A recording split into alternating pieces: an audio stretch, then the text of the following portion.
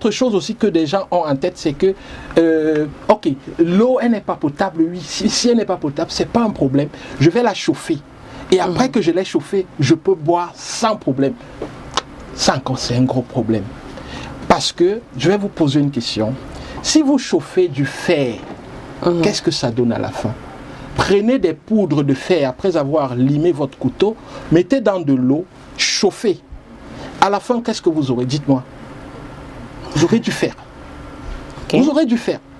Vous chauffez des bactéries, elles meurent. C'est normal. C'est des organismes vivants.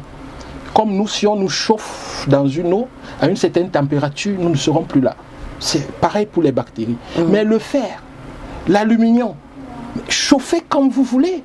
Et ce qui est même intéressant, c'est que si vous mettez 1 litre d'eau et il y a du fer dedans, plus vous chauffez, plus l'eau s'évapore. Ça veut dire que quoi? La concentration de fer augmente dans votre sauce. Lorsque vous dites que vous avez l'eau de forage, vous préparez avec l'eau de forage, si cette eau de forage est contaminée au fer ou aux métaux lourds, vous préparez des bouillons de fer et de métaux lourds chaque jour chez vous.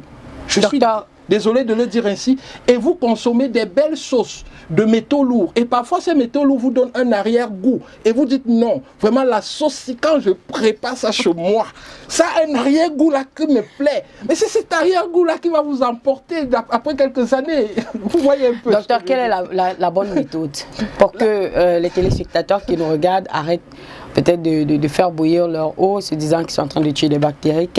Quand on n'a rien d'autre à faire, ok, on peut bouillir. C'est la moindre des choses, ok? Ça va au moins tuer les bactéries. Vous voyez? Mais maintenant, si on n'a rien d'autre à faire, parce que quand on a soif, on doit boire. Vous voyez? Mais maintenant, ce qui est important, c'est qu'il faut que vous sachiez que lorsque je prends mon fourrage et que je chauffe et que je bois, il est possible, si je n'ai pas fait des analyses, qu'il y ait des métaux lourds. Il faut au moins qu'on le sache en fait. Il ne faut pas qu'on reste dans l'ignorance. Parce qu'il faut qu'on sache. Parce que quand un enfant de 5 ans commence à boire cette eau de fourrage chez vous, quand il aura 30 ans, il peut développer des maladies qu'on développe parfois à 80 ans. Et vous n'allez pas vous rendre compte que en fait, c'est l'eau de fourrage que cet enfant a bu depuis 5 ans qui a causé cette intoxication aux métaux lourds qui se révèle après 20 ans. Vous voyez un peu. Il faut qu'on soit informé.